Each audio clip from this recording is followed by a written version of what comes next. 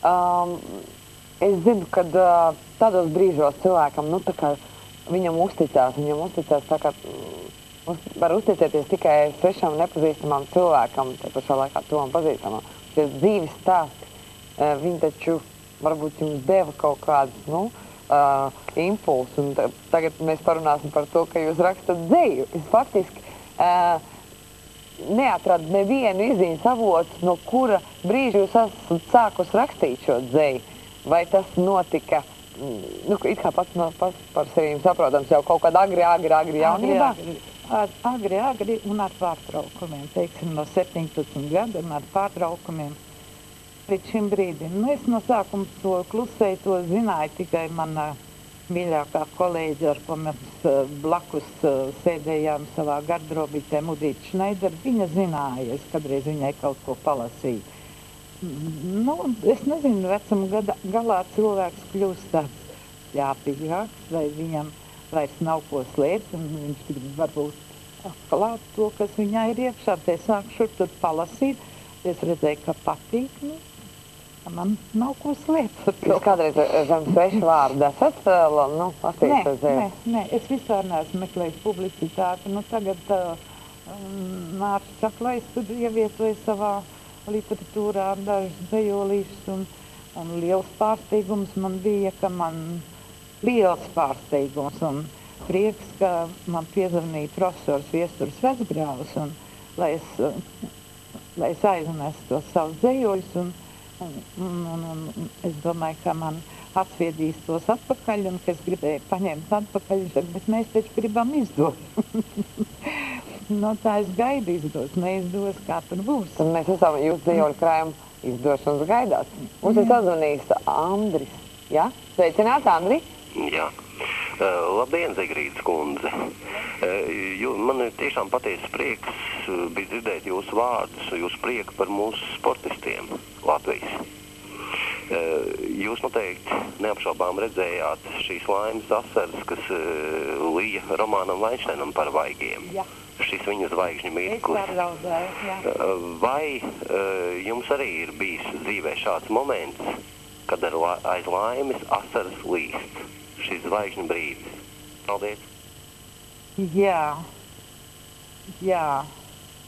Nu, es neatceros, ka laikam nebūs bijis tāds, ka tieši raudāt aiz laimes, jo nav tāda finiša, augstākais pacēluma brīdis, teiksim, kad varētu aiz laimes apraudāties, tas varētu būt vienā izrādē, kur tu esi sasniedzis brīnums, kur pats negaidīji, kur tu biji, bet tur jau tu ej tālāk, un pēc tam jau vairs neraudās, tikai tā, kur es biju, kaut kur, nē, tik augstu es nebiju domājis uzlidot.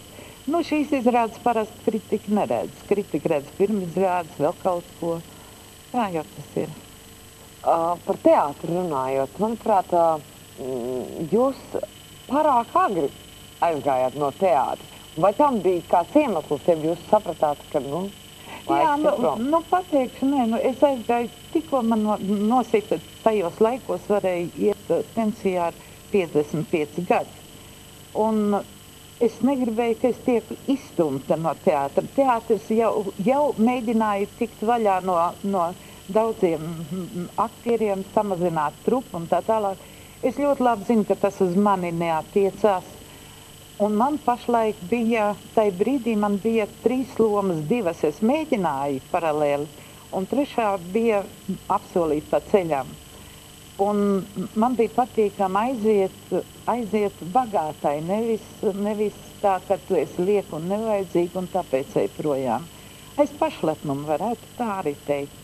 Nu, un pavisam godīgi sakot, vienā no šīm lomām man bija nesaprašanās tēlu traktējumu ziņā ar jauno režisoru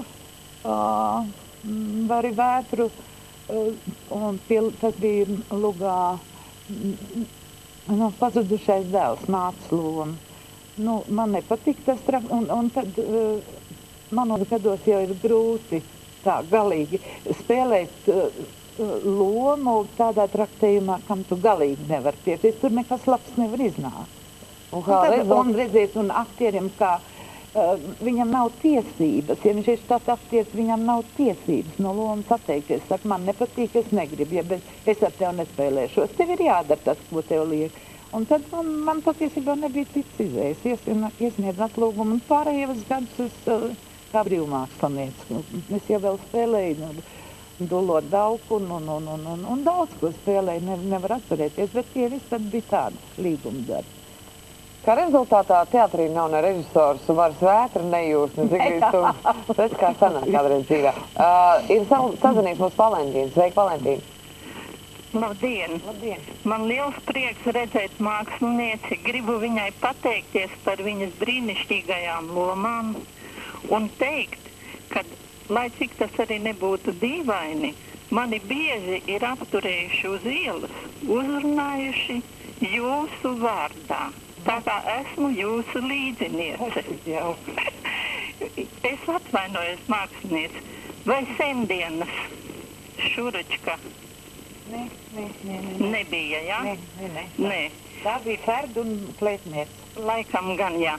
Bet pārējās lomas, kā arī filmas, mani ļoti, ļoti ir patikušas. Paldies jums liels, lai jums laba veselība un lai dzēja turpina jūs apciemot.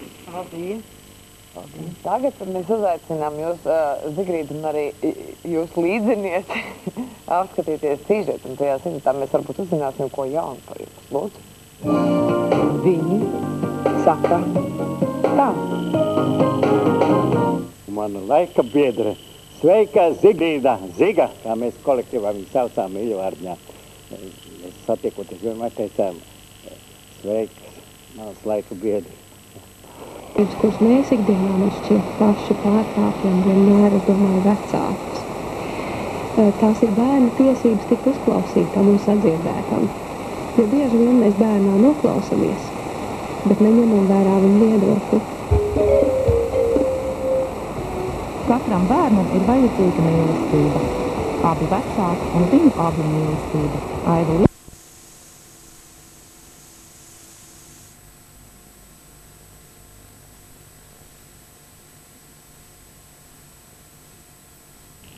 Pēc varonības. Jā, nu Zigrīda. Nu žēl, ka es jau tik sen esmu saticis Zigu. Sabiedrībā viņā varētu atpazīt pēc viņas acīm, kas ir kaut kas vispār neizsakāms. Pēc viņas ārkārtīgi tāda ļoti slēpta, specifiska humora. Un vispār, ja viņa parādās jebkurā sabiedrībā, kaut vai jebkādā tādā, viņa klusē, sēž, kaut ko domā, pīpēlēnam. Un pēkšņi viss sabiedrība skatās tikai uz viņu un gaida no viņas kaut ko. Un viņa arī dod, ja ir Romā. Precēt aktrisi var tikai, viens dullais. Apdomājiet paši. Brīžam viņa ir mīlīga un traģiska, kā Madara Salnā pavasarī. Brīžam šerpa un nikna, kā Oliņiete, miernieku laikos, bet te brīžām baldzinoša, kā vella kalpos. Pirmkārt, jau viņa bija skaista sieviete, talantīga aktrise, gudra režisori, daudz profesijas viņai bija, talanta daudz bija.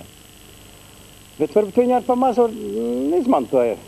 Smilģim jau bija tikai tāda, daži aktieri, tā teikt, tā bija Ārtmēna un Lilita Pērsiņa, lai gan Zika varēja vairāk izmantot, protams. Latviešiem tā īpaši ir tāda, ka viņi savu, dabas bagātības neizmanto pilnībā. Ziniet ko, ja jūs atbrauktu pie mums ciemos un Zigrīda sagatavot savus riktes, tad tādā gadījumā jūs viņu slavētu dienā. Un it sevišķi gribu pateikt to, cik kolosāli viņa prot gatavot ķirbju salāts un ar ķirbjiem, kas saistīti pārējie ēdieni. Pirkstiņus var aplaizīt. Diezgan sarežģīta personība arī draugiem. Tas nav tikai tā, ka tur būtu tik viegli aiziet pie viņas, tur padraudzēties. Brīžām viņa grib būt viena, viņa grib, lai viņai ir mīļi draugi apkārt, mīļi ģimeni, mazbērni un viss tā. bet vairāk viņa ir uz vientulību. Un kas vēl ir viņai, kas man liekas visdīvainākais, kad viņai līdz šim brīdim ir ārkārtīgi daudz pielūdzēju. Viņai, teiksim, 50 gadu garumā raksta vēstules no visām pasaules malām un aicina, piemēram, pašlaik uz Austrāliju, uz Tuksnesi. Cilvēks, kas viņi ir pielūdzis, no jaunības laikiem visu to. Un viņi kaut kā prot draudzēties un vēl ko viņi prot mīlēt visu dzīvo dabu, kas man patīk, teiksim, viņi par neiedomājums lietas. Viņām var no dziļām bedariem čūskas vilkt ārā, piemēram. Tad viņai laukos, mājās, bēniņos ielaižās skaists putns, un viņa tur ir viena. Un tur nav nekādas lāgā trepes, nekas, un viņa tur rāpjas augšā, jo putnam ir jābūt brīvam, un viņš jāatbrīvo, un viņa to izdara. Trakākais ir tas, ka viņa to visu izdara. Es tev novēlu, Ziga, ar prieku tālāk veikt visaugsto uzdevumu, ar kādu sūtību tu esi nākuši šai pasaulē.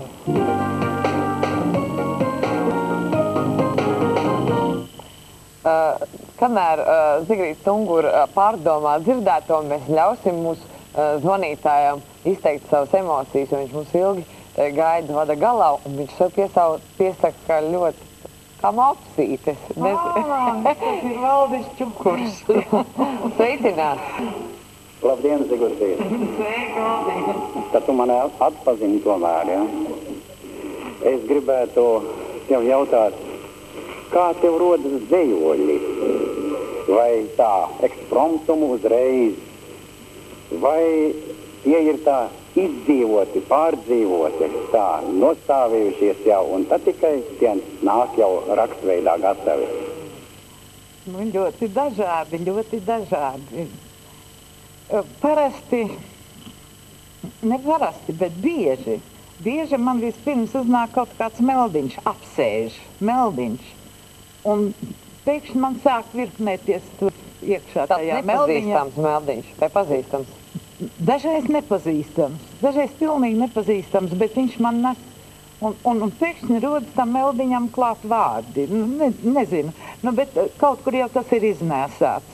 Tā funktierēt jau es nefunktierēju. Viņi nāk, viņi prasās, un tad drusciņi tur jāpiestrādā, jāpielabo, bet, es nezinu, viņi nāk. Varbūt, grūti pateikt. Tagad jau ļoti daudz saka, ka viss tas nāk no augšas, spēj tik pierakstīt. Agrāk bija savādāk, agrāk savas mīlas, mokas, savas ciešanas, mēģināju izlikt, izteikt un ietvert tādā stingrā formā, lai man būtu par ko domāt. Tā forma prasa domu intelektuālo, lai es galīgi nepaļautos tām emocijām, tad, lai būtu klāt intelektuālais darbs, tad es centos arī tādu formu ietvert.